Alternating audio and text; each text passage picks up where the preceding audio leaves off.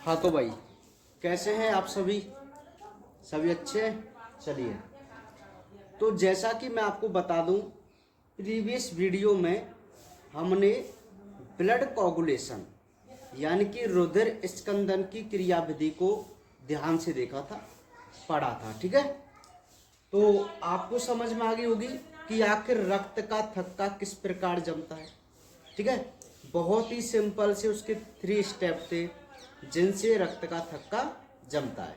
ठीक है, अब हम धीरे धीरे आगे बढ़ रहे हैं अपने और इम्पोर्टेंट टॉपिक की तरफ, और उसी क्रम में अगला नेक्स्ट टॉपिक है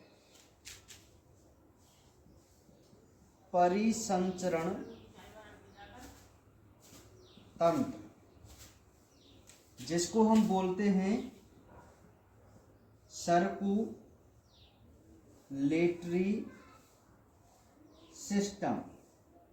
ठीक है, परिसंचरण तंत्र, सर्कुलेटरी सिस्टम। ठीक है भाई, तो हेडिंग लगा लीजिए परिसंचरण तंत्र के बारे में। और इसी परिसंचरण तंत्र में हम अपने हार्ट के बारे में बात करेंगे। ठीक है भाई, हाँ, तो लिखिए,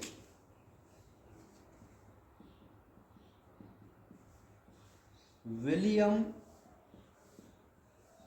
हार्वी ने रुधिर परिसंचरण तंत्र की खोज की। ठीक है, विलियम हार्वे ने रुधिर परिसंचरण तंत्र की खोज की। नेक्स्ट बात करते हैं इसके प्रकार की। यह है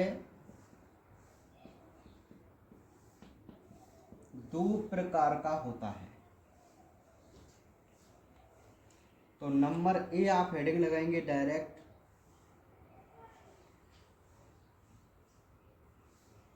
खुला परिसंचरण तंत्र। खुला परिसंचरण तंत्र जिसको हम ओपन सर्कुलेटरी सिस्टम बोलते हैं। ठीक है, खुला परिसंचरण तंत्र। तो लिखिए,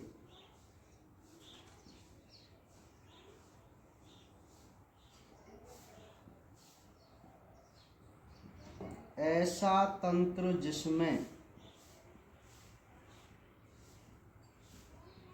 रुधिर हृदय से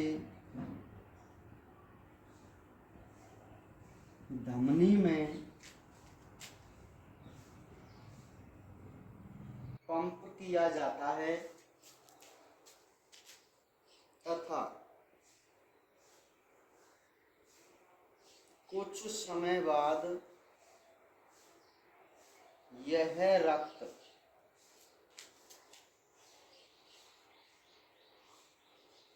धमनी से निकलकर ऊतकों में प्रवाहित हो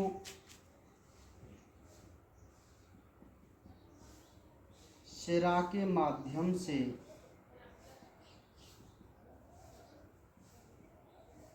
हृदय में पहुंचता है।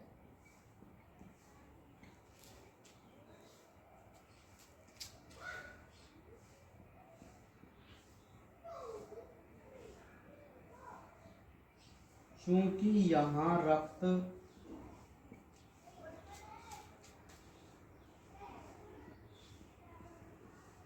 धमनियों में बंद प्रवाहित न होकर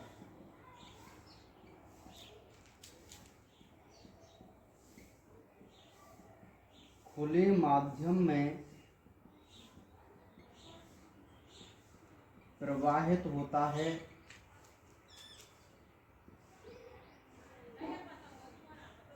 इसलिए इसे खुला परिसंचरण तंत्र कहते हैं। एग्जाम्पल आर्थ्रोपोडा संघ। नोट कर लीजिए खुला परिसंचरण तंत्र।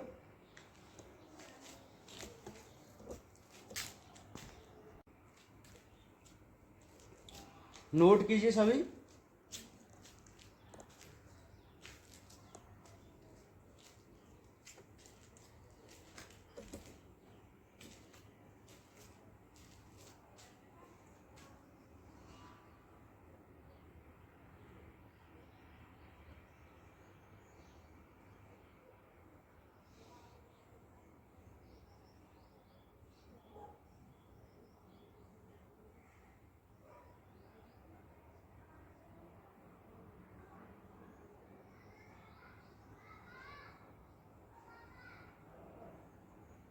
लिख लिया?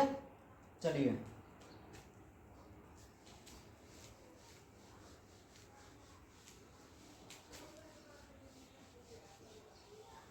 नेक्स्ट हेडिंग है सेकंड बी,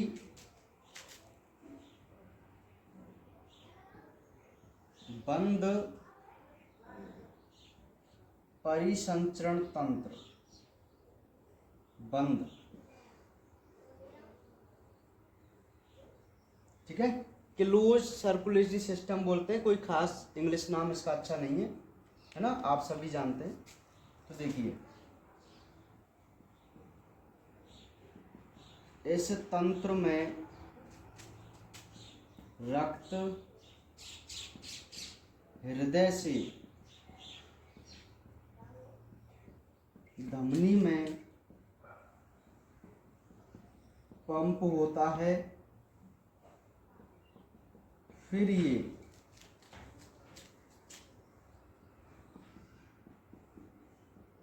केशिका के माध्यम से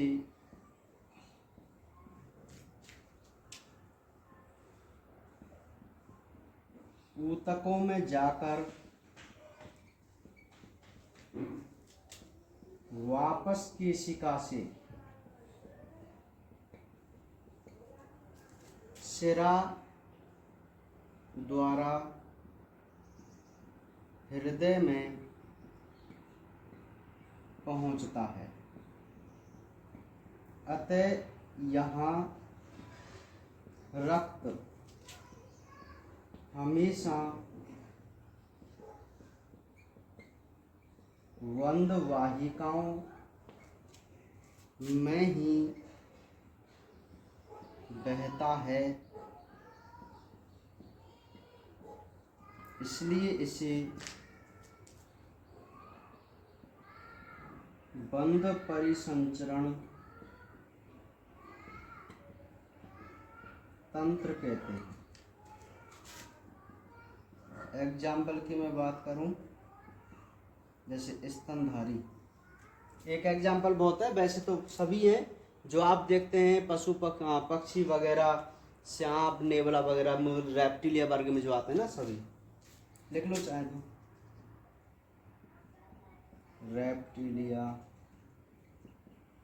एबीज आदि है, लिख लीजिए बंद परिसंचरण तंत्र। सिंपल है, वैसे कोई दिक्कत वाली यहाँ पर बात नहीं है ना।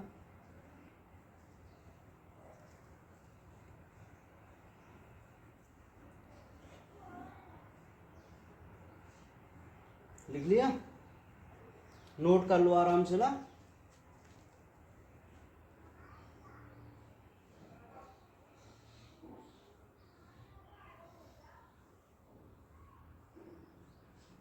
चलिए अब इनको हम समझ लेते हैं कि आखिर खुला परिसंचरण तंत्र और बंद परिसंचरण तंत्र का क्या मतलब है। ठीक है, तो ध्यान से आप मेरी बात को समझिए। इस संसार में जितने भी प्राणी हैं, जंतु की मैं बात कर रहा हूं, उनमें दो ही प्रकार का परिसंचरण तंत्र होता है, एक तो ओपन और एक क्लोज्ड। ठीक है, ओपन सर्कुलेटरी सिस्टम की मैं बात करूं तो देखो हेडिंग से ही हमें पता चल रहा है खुला हुआ, है ना। अब खुले हुए का मतलब क्या है यहाँ पर? यहाँ पे ऐसा होता है, जैसे मैं एक मक्खी की बात करूं, एक मक्खी जो है आर्थ्रोपोडा संघ की प्राणी है। ये आप सारे संघ वगैरह सभी चीज सीख जाएंगे जब हम स्टार्टिंग के चैप्टरों को देखेंगे, ठीक है। इससे अगला एक चैप्टर और करा के फिर हम अपने उसी पर चलेंगे ना, हाँ, स्टार्टिंग के चैप्टरों पर। देखिए होता क्या है, मान लीजिए ये हार्ट है, ठीक है, और यहां से ब्लड को पंप किया एक धमनी में, ठीक है भाई, पंप किया। लेकिन हुआ क्या कि जो ब्लड कुछ दूरी तक तो धमनी में बंद चला, है ना, लेकिन उसके बाद ये धमनी यहाँ पर कंप्लीट हो गई, खत्म हो गई। तो हमारा जो ब्लड है वो इसके ऊतकों के मध्य प्रवाहित हो रहा है, मतलब खाली जगह में, ठीक है। और ऊतकों के मध्य जब ये प्रवाहित हुआ तो ये डीऑक्सीजनेटेड हो गया, मतलब अशुद्ध हो गया। फिर ये क्या करता है, एक खुले मुंह वाली सिरा के माध्यम से, ये सिरा है जिसका मुंह खुला हुआ है, ठीक है, तो इसके माध्यम से ये रक्त वापस हार्ट में पहुंचता है। तो यहाँ पे हो क्या रहा है कि जो ब्लड है वो कंप्लीट रूप से बंद वाहिकाओं में नहीं प्रवाहित हो रहा है, नहीं हो रहा ना, एक स्थान पर ये खुल रहा है। तो इसलिए इसको हम क्या बोलते हैं, ओपन सर्कुलेटरी सिस्टम बोलते हैं। केवल यही डिफरेंट है ओपन और क्लोज्ड में। यदि मैं क्लोज की बात करूं तो अब देखो, ये मानव का हार्ट, ठीक है, हुआ क्या, यहां से धमनी से ब्लड गया, धमनी, अब ये जो धमनी है वो बहुत सारी धमनिकाओं में विभाजित हो गई। किन में विभाजित हो गई, छोटी छोटी धमनिकाओं में विभाजित हो गई। अब ये जो धमनिकाएं हैं वो छोटी छोटी कैपिलरी में विभाजित हो गई, बहुत छोटी छोटी केशिकाओं में, ठीक है। तो केशिकाओं के पास में यहाँ पे ऊतक होते हैं ऐसे, जहाँ रक्त को जाना होता है। तो जो हमारा ब्लड है वो बंद वाहिकाओं में यानी कि धमनी में यहाँ पंप किया गया, धमनी से ये क्या कहाँ गया, धमनिकाओं में, धमनिकाओं से केशिकाओं में। और केशिका मैंने आपको बता रखा है, केशिका जिनको हम कैपिलरी बोलते हैं, एक ऐसी वाहिका होती हैं जो धमनी और सिरा को आपस में जोड़ने का कार्य करती हैं, है ना। तो ये जो केशिका हैं इन्हीं से हमारी जो सिरा है वो जुड़ी हुई रहती है, समझ रहे, मतलब पहले से सिरिकाएं जुड़ेंगी, छोटी छोटी सिरिकाएं, सिरिकाएं, और सभी सिरिकाएं मिलकर आपस में एक क्या बनाती हैं, क्या बनाती हैं, सिरा बनाती हैं, ठीक है। तो इस प्रकार का सिस्टम होता है, ये धमनी, ये सिरा, ये धमनिका, ये सिरिका, और बीच में कौन है, केशिका, ठीक है। तो यहाँ पे क्या हो रहा है, जो ब्लड है वो हमेशा ही बंद वाहिकाओं में प्रवाहित होकर ही वापस कहाँ पहुंच रहा है, हार्ट में, है ना। तो इसीलिए इसको हम क्या बोलते हैं, बंद परिसंचरण तंत्र बोलते हैं। क्या बोलते हैं भाई, बंद परिसंचरण तंत्र बोलते हैं। तो ये पता चल गया आपको सिस्टम, ओपन सर्कुलेटरी सिस्टम और क्लोज सर्कुलेटरी सिस्टम का।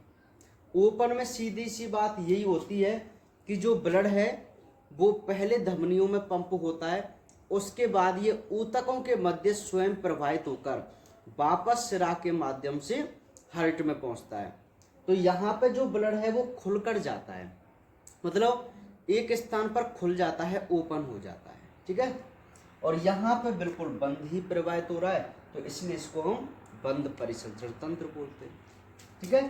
तो ये सिस्टम होता है भाई ओपन और क्लोज सर्कुलेटरी सिस्टम का। अब नेक्स्ट हमारी हेडिंग जिसे हमें बीच में डालनी है वो है हृदय, जिसको हम बोलेंगे हार्ट। क्या बोलेंगे, हार्ट, ठीक है। अब हम मोस्टली अपने हार्ट के बारे में बात करेंगे, है ना, हृदय के बारे में। तो सबसे पहले हार्ट एक हमारा बहुत ही इम्पोर्टेंट ऑर्गन है जो पूरे परिसंचरण तंत्र को चलाता है, ठीक है। इसलिए तो परिसंचरण तंत्र में हम इसको पढ़ रहे हैं।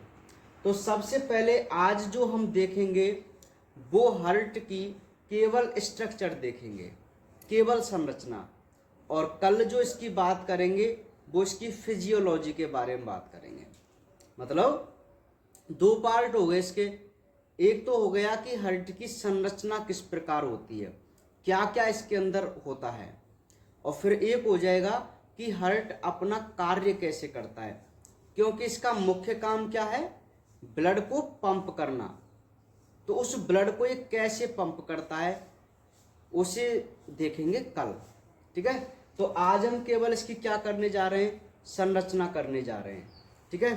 तो हेडिंग लगाइए आप, संरचना, स्ट्रक्चर, ठीक है। तो लिखते हुए चलिए केवल, हृदय एक पेशीय अंग है जो मनुष्य की बंद मुट्ठी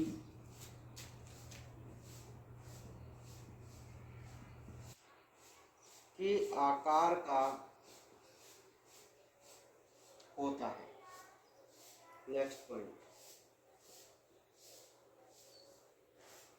इसका वजन पुरुषों में 350 ग्राम व महिलाओं में 250 ग्राम होता है। यह है वक्ष गुहा में दोनों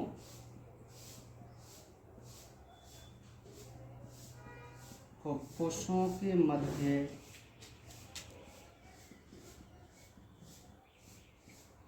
स्थित रहता है।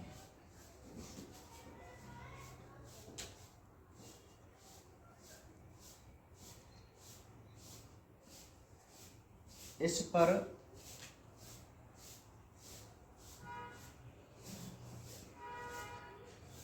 बाह्य आवरण हृदय आवरण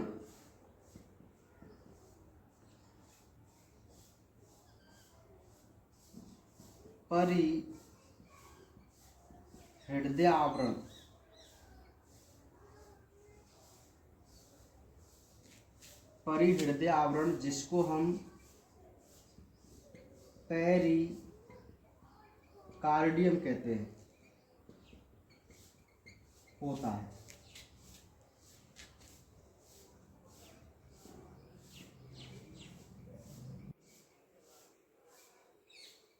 इसकी भित्ति के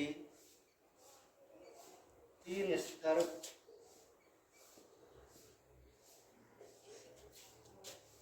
क्रम से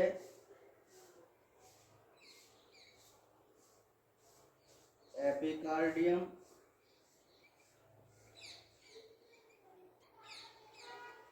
मायोकार्डियम व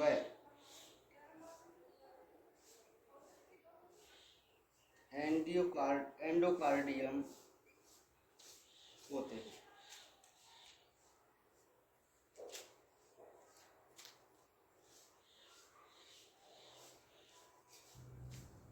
एंडोकार्डियम होते हैं, है ना।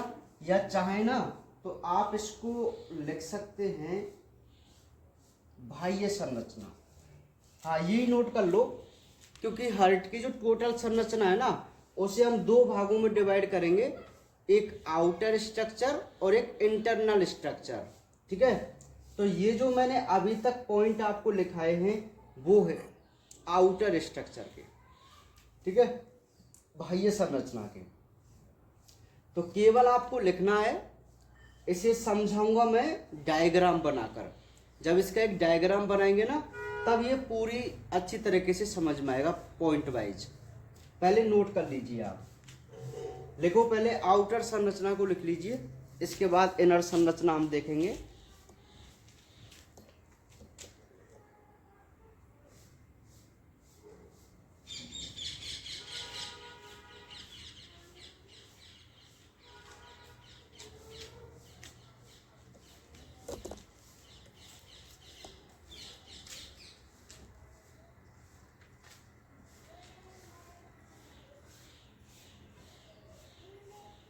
लिख लीजिए हैं।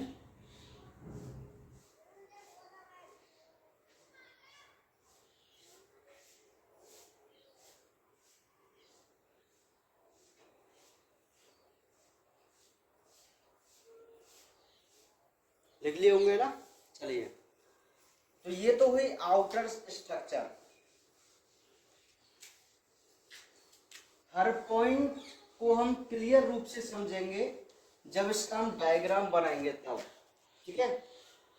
अब नेक्स्ट हम बात करते हैं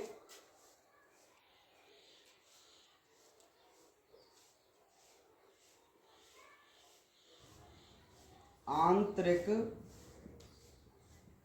संरचना। क्या है? आंतरिक संरचना। तो इसमें लिखिए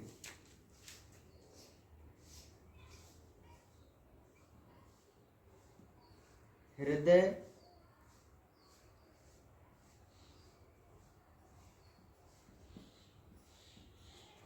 चार कोष्ठों में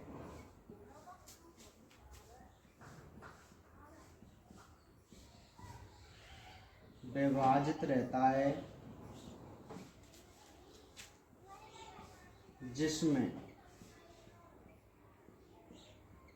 ऊपर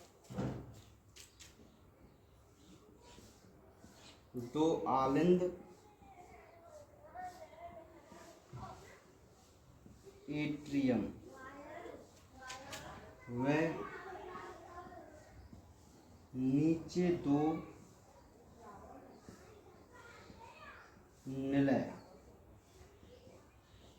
वेंट्रिकल होते हैं। नेक्स्ट पॉइंट,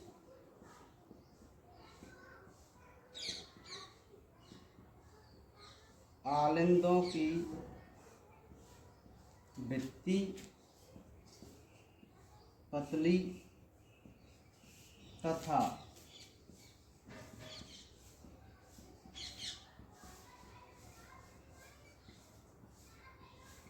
निलियों की भित्ति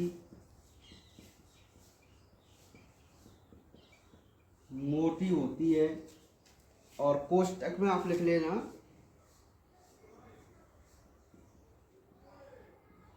वाया निलय। मैं समझा दूंगा, केवल आप लिखते चलोगे, है ना। नेक्स्ट पॉइंट, आलिंद व निलियों के मध्य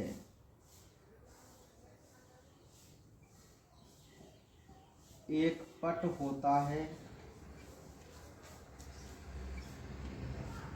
जिसे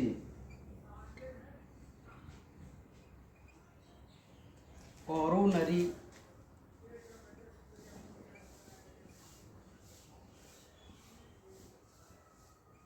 सल्कस कहते हैं। नेक्स्ट पॉइंट,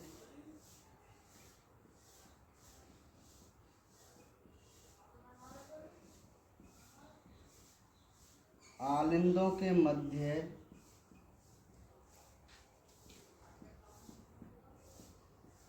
अंतरा आलिंद पट, जिसको इंट्रा ऑरिकल सेप्टा बोलते हैं, या इंट्रा एट्रियम सेप्टा बोल सकते हैं, ये की बात है ना। चलो एट्रियम में लिख देता हूँ, कोई दिक्कत नहीं है। एट्रियम सेप्टा, अंतरा आलिंद पट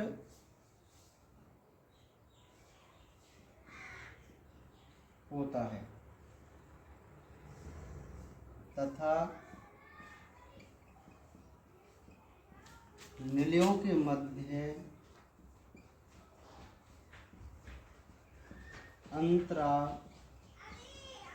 निलय पट, जिसको हम इंट्रा वेंट्रिकल सेप्टा बोलेंगे, निलय पट होता है। ठीक है, ये पॉइंट नोट कीजिए। इसकी थ्योरी आज हमको लिखनी है, थोड़ी बड़ी है,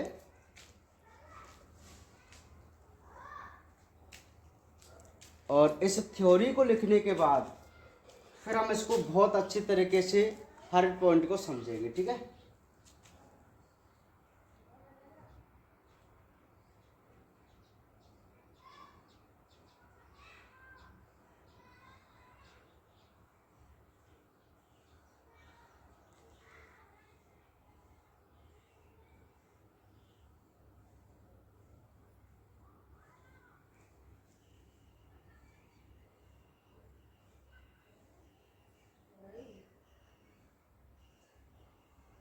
लिख लो आराम से।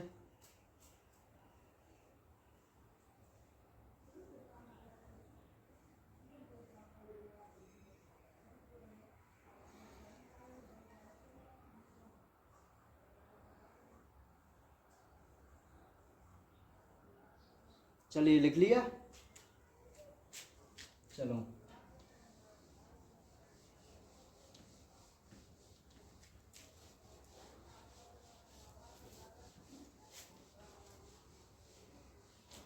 नेक्स्ट पॉइंट,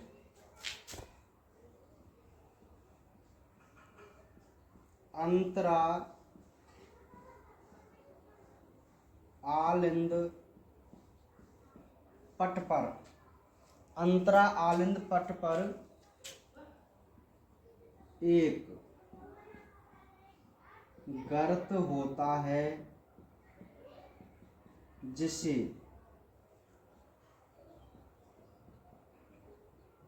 फोसा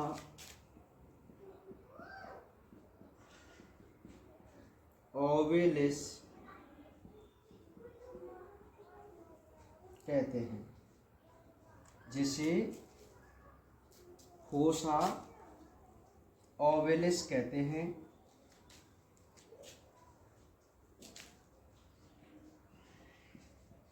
भ्रूण में इसी स्थान पर छिद्र होता है जिसे फोरामेन ओवेलिस कहते हैं। फोरामन ओवेलिस कहते हैं। नोट लगा के आप यहां पे लिखना, नोट।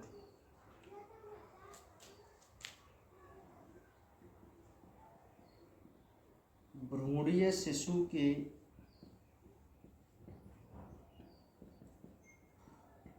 फेफड़े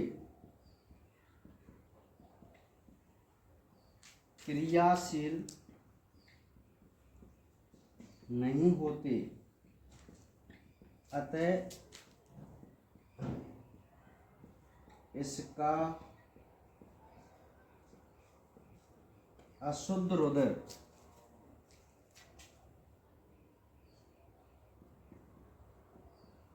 दाएं आलिंद से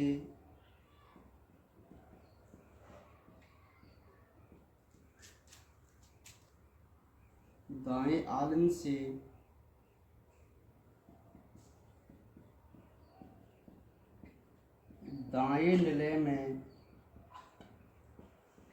जाने की बजाय, ये बहुत इंपॉर्टेंट पॉइंट है, जाने की बजाय सीधा ही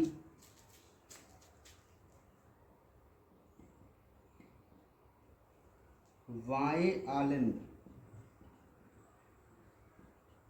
में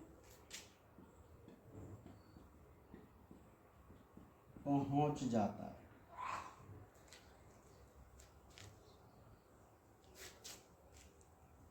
ठीक है।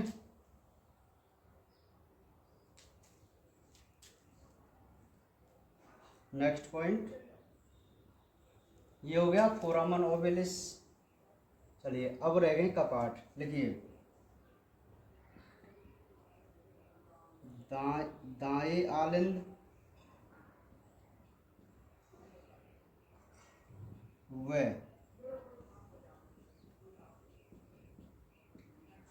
दाएं निलय के मध्य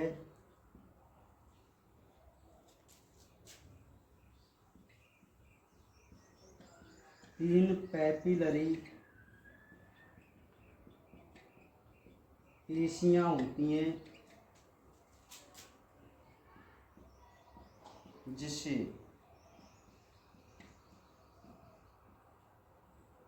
त्रिवलन कपाट ट्राइकस्पिड वाल्व कहते हैं। नेक्स्ट बाएं आलिंद व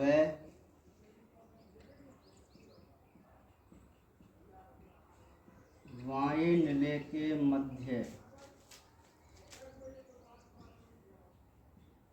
द्विवलन कपाट जिसको बाइकस्पिड वाल्व या इसका दूसरा नाम है मिट्रल वाल्व पाया जाता है। नोट कीजिए फटाफट। हाँ, आपको थ्योरी ही आज लिखनी है, नोट्स इसके बनाने मैं आपको बता दूं। ठीक है।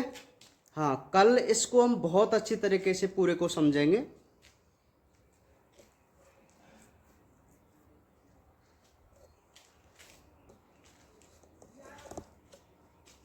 लिख लीजिए आराम से।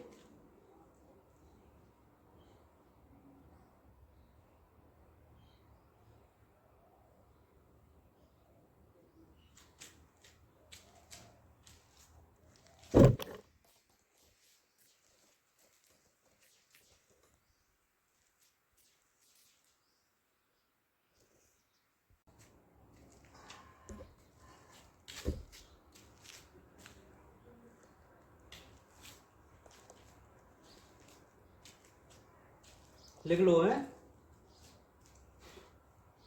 बहुत इंपॉर्टेंट ये पॉइंट है सभी। आपको सभी पॉइंट जो है बिल्कुल समझ में आएंगे जब हम डायग्राम बनाएंगे। ठीक है। क्योंकि ऐसे बिल्कुल भी आपको समझ में नहीं आएगा कि कौन सी चीज कहाँ पे और क्या काम है। जब हम इसका एक डायग्राम बनाएंगे हर्ट का और उसमें जब उसको समझाएंगे तब आपको हर चीज हर लाइन पता चल जाएगी। ठीक है। लिख लिया।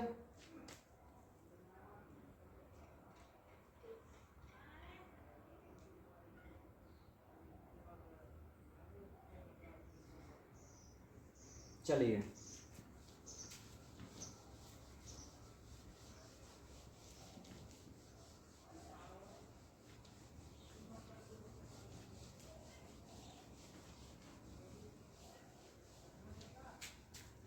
नेक्स्ट वन लिखिए।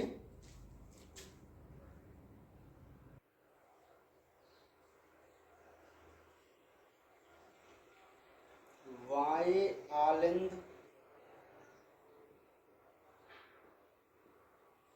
का संबंध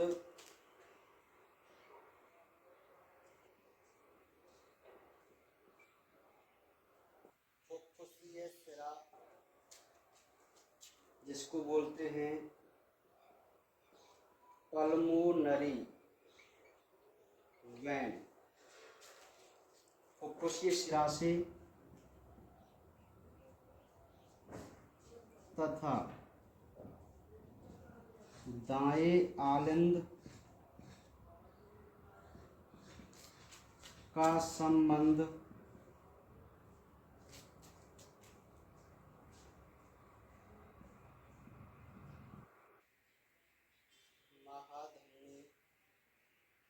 इसको अओर्टा बोलते हैं। महाधमनी से होता है। नेक्स्ट, दाएं आलिंद का संबंध अग्र व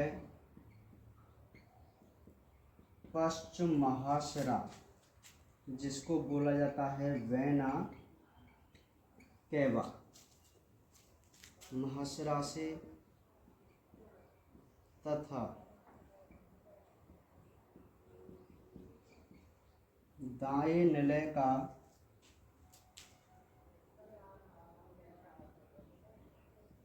फुफ्फुसीय धमनी, जिसको पल्मोनरी आर्टरी बोलते हैं ना, फुफ्फुस धमनी से होता है। नेक्स्ट पॉइंट,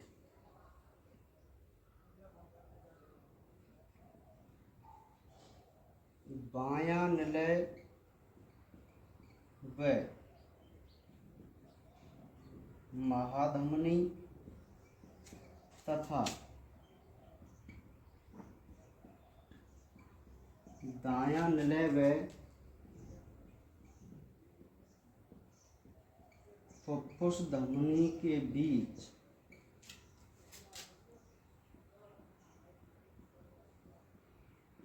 अर्धचंद्राकार कपाट, जिनको बोलते हैं सेमी लूनर वाल्व, अर्धचंद्राकार कपाट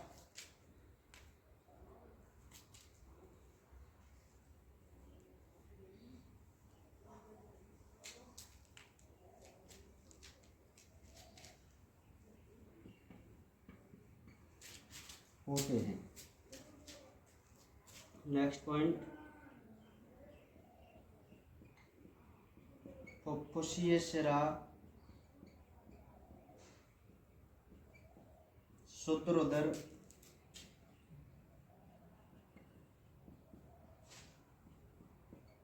बाएं आलिंद में लाती है तथा महाधमनी शुद्रोदर को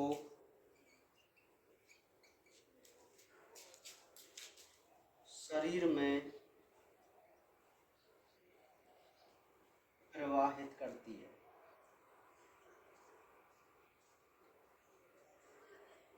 महाशिरा शरीर से अशुद्ध रक्त को दाएं आलिंद में लाती है तथा फुफ्फुस धमनी इसे, यहाँ तक दिख रहा है क्या? मैं ऐसे ही लिख रहा हूँ, हाँ लिख जाएगा ना। इसे शुद्ध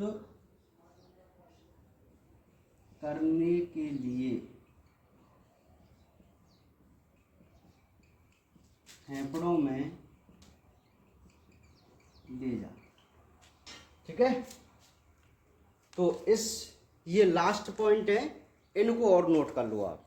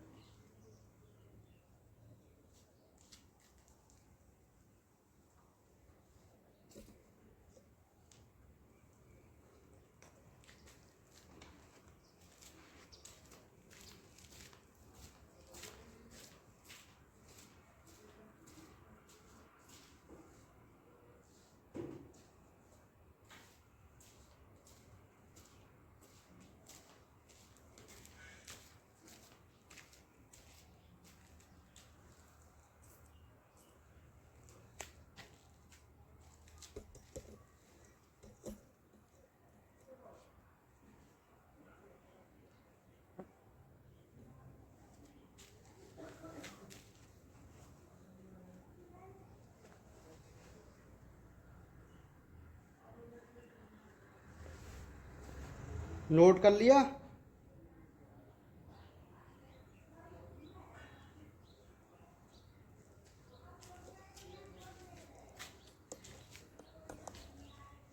लिख लो आराम से पूरे पॉइंट,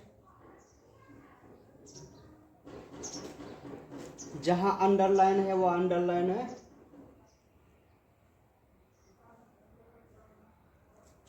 कोई भी पॉइंट नहीं रहना चाहिए।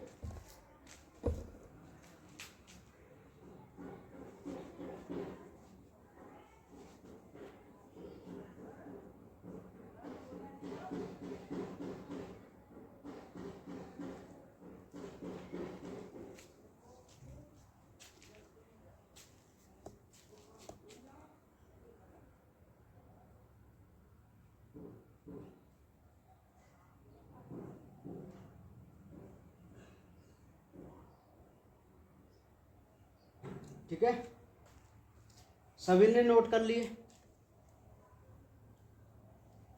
तो ये जो है वो हमारे हर्ट की टोटल स्ट्रक्चर कंप्लीट है।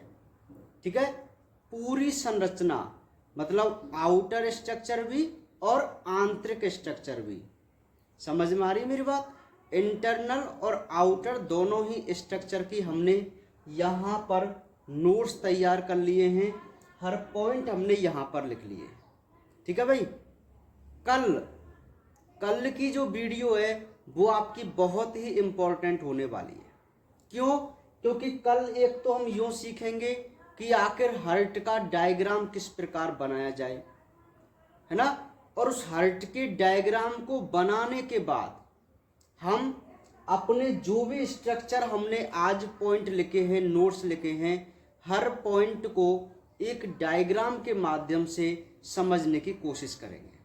ठीक है, कल आपका जो ये टॉपिक है हार्ट वाला वो बिल्कुल चुटकियों में हल हो जाएगा, कहीं भी आपको कोई दिक्कत नहीं आएगी इसमें। ठीक है, कोई भी पॉइंट आपको टिपिकल नहीं लगेगा। जो ये सारे शब्द आज जो हमने लिखे हैं ना, जो थोड़े अटपटे से आपको लगेंगे अभी, वो सारे बहुत ही नॉर्मल आपके लिए हो जाएंगे। ठीक है, और हार्ट का डायग्राम बनाना भी बहुत आसान तरीके से मैं आपको बताऊंगा कि कैसे आप अच्छा हार्ट का डायग्राम बना सकते हैं। तो इस चीज़ की डिटेल में हम बात कल ही करेंगे। ठीक है, तो मिलते हैं कल।